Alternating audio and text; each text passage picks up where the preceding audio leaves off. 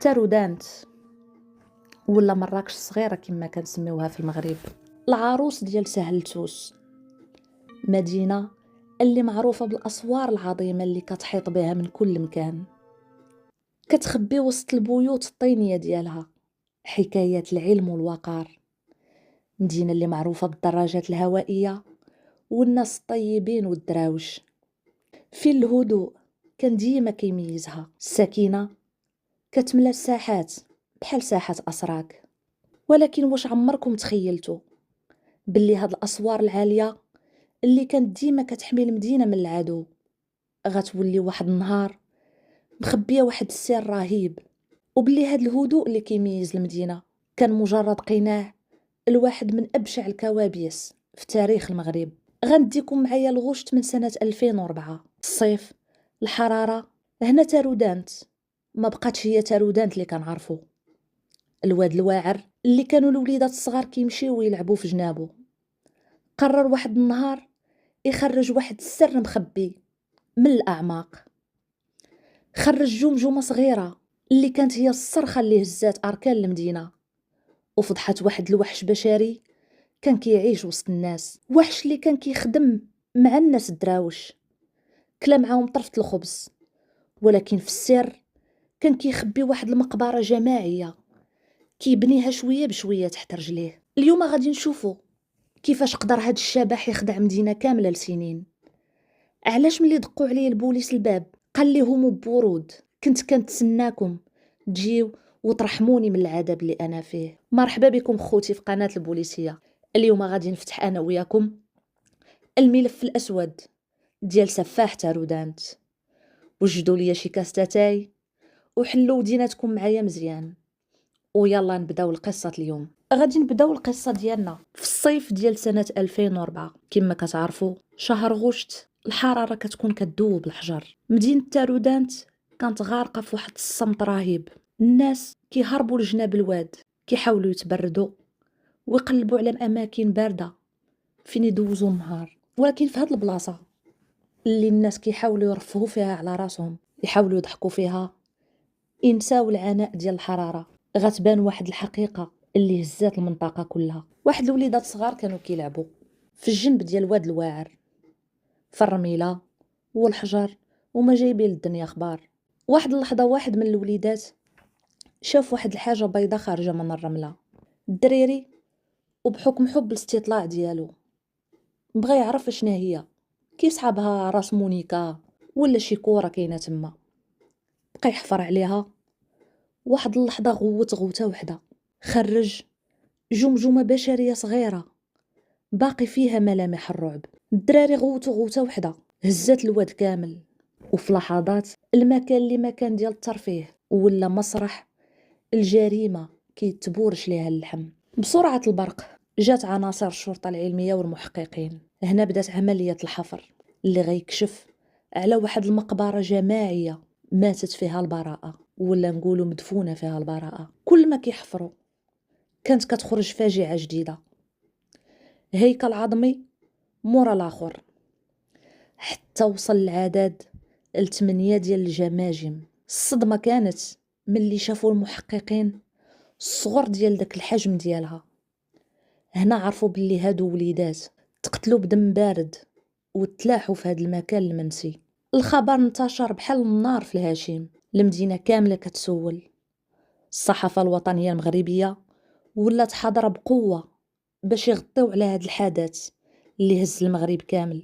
من بعد ما جمعت الشرطة كاع الجماجم والعظام هاد الواعر، لقاو المحققين راسهم قدام واحد اللغز مستحيل، ولا كيبان مستحيل. المدينة كاملة كترعد، كلشي كيسول شكون هاد الوحش اللي دار هاد الشيء. ولكن وسط هاد العملية البحث الدقيقة اللي كانت في مسرح الجريمة، المحققين لقاو واحد الخيط، خيط بسيط ولكن هو اللي غيقلب الموازين ديال هاد القضية. كانت واحد الورقة صغيرة مكتوب فيها اسم واحد، الحاضي. هنا الشرطة بقاو كيحاولوا يربطوا هاد الاسم بالجماجم وبالهياكل اللي لقاو. 8 ديال الهياكل ديال الاطفال، دراري صغار. شكون هما؟ الشرطة بطبيعة الحال غادي تبغي تعرف. رجعوا للارشيف، بقاو كيقلبوا في بلاغات الاختفاءات اللي كانت كتوصلهم وكيحاولوا يربطوا ما بين دوك الهياكل العظمية وبالبلاغات. اول حاجه استدعوا عائلات الضحايا، حاولوا يديروا حتى الدي ان اي على بعض من الهياكل العظميه. النتيجه كانت انه خرج تطابق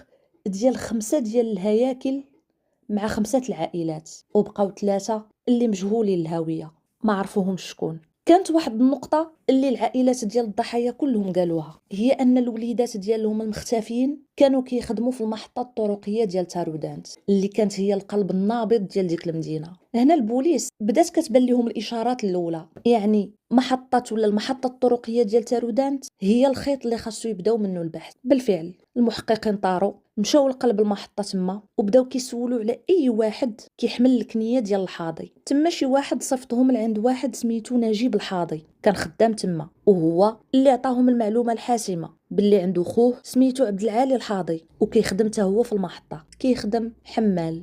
بدات الشكوك، البوليس ولاو محتارين لانهم فكروا باللي هذاك نجيب الحاضي ما عنده حتى علاقه بهذا الشيء، ولكن يقدر يكون خوه. توجهوا عنده، مشاو لحي المحيطه، كان معروف بالدور ديال القصدير ولا البرارك كما كنسميوهم حنا. عناصر الشرطه مشات ندقوا عليه، بمجرد ما حل ليهم هذاك عبد العالي الباب خرج. كان راجل ضعيف، الملامح ديالو بارده بحال الدم مجمد في العروق ديالو. صدمهم عبد العالي بواحد الجمله اللي بقات محفوره في تاريخ الاجرام المغربي.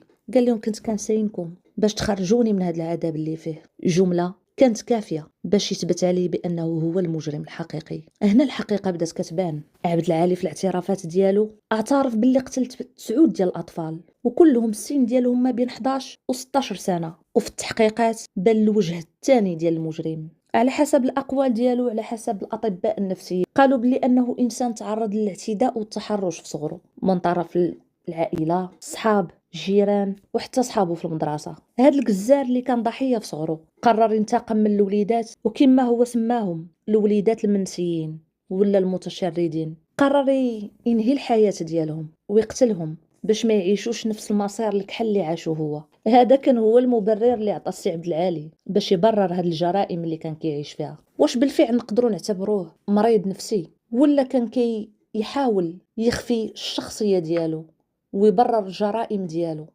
اللي دار في حق البراءه؟ هاد الوليدات كاملين كان عبد العالي كيجيبهم معاه للدار، كيغريهم في الاول، كيغريهم بدراهم قليله، يعطيهم ملابس. الوليدات ملي كيجيو ما كيتقبلوش داك الاعتداء اللي كيدير لهم، كيبقاو يغوتوا، وفي اللحظه اللي كيبغي يتعدى عليهم تيخنقهم، كيحفر من تحت رجليه في البلاصه اللي كينعس فيها وكيدفنهم ضحيه مورا ضحيه، حتى وصل عدد الضحايا 9. هادشي اللي جا في الاعتراف ديالو. واحد من المحققين سولو، قال له واش كنتي ما كتخافش ملي كتنعس وانتيا الجثث تحت منك؟ قال له بالعكس، الموتى ما كيضروش، كانوا كيونسوني في الوحده ديالي. وغادي نرجعوا للسبب اللي خلى عبد العالي يحيد الجثث من تحت رجليه ولا من البيت اللي كان كيسكن فيه ويديه يلوحو في الواد. عبد العالي كما قلت لكم كيسكن في براكه، البلاصه اللي كيسكن فيها بغاو يديروا فيها اعاده الهيكله. هنا قرر عبد العالي يحيدهم لانه كان خايف اون فوا غادي يجي التراكس وغادي يبدا يقلب في الارض غادي يبانوا الجثث. داكشي اللي كان خاف منه هو اللي طاح فيه. ربما كان هذا هو السبب، لان الروح عزيزه عند الله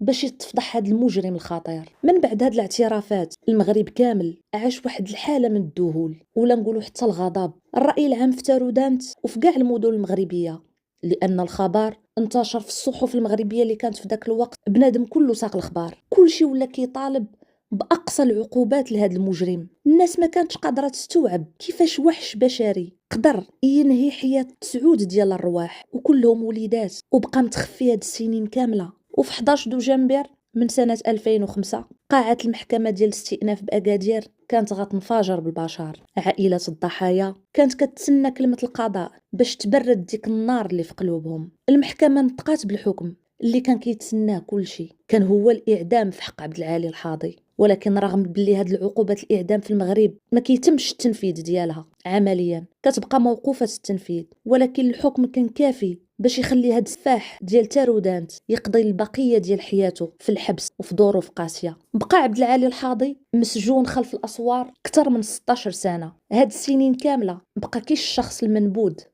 اللي رعب بلاد كاملة. وفي 7 ماي من سنة 2022 وصل الخبر النهائي، توفى سفاح تارودانت في السجن المركزي مول البرقي في مدينة أسفي. مات عبد العالي وتسدات وحدة من أظلم الصفحات في تاريخ الإجرام المغربي، ولكن الجراح اللي خلاها في قلوب عائلة الضحايا وفي الذاكرة ديال مدينة تارودانت ما غاديش يداويها الزمان بسهولة. هنا الحكمة، خلف هاد الأسوار كاينة مدينة تارودانت وناسها اللي تعلموا درس قاسي. الوحوش بعض المرات كيكونوا قرب لينا من داكشي اللي كنتخيلوا. واحد كان عايش معاهم كيشوفوه راجل بسيط كياكل طرفة الخبز كيحمل في المحطة الطرقية، ولكن الجانب المظلم ديالو كان كيخفيه لسنين. كان كيقتل، كينكل بالجثات وكيدفنهم تحت رجليه. هنا غادي نستنتجوا حاجة وحدة، بأن الحماية ضرورية. خاصنا نحميو وليداتنا. تارودانت اليوم بأسوارها العالية وناسها الطيبين رجعت للهدوء ديالها، ولكن بقات ديما كتحكي هاد القصة لكل جيل باش عمرنا ننساو باللي خلف الوجوه الدرويشة كيقدر يتخبى وحش كينتظر غير الفرصة. عبد العالي الحاضي كان ضحية في صغره، ولكن هادشي ما عطاش الحق يقضي على براءة الوليدات اللي ما عندهم حتى ذنب. إلا وصلتي لهاد اللحظة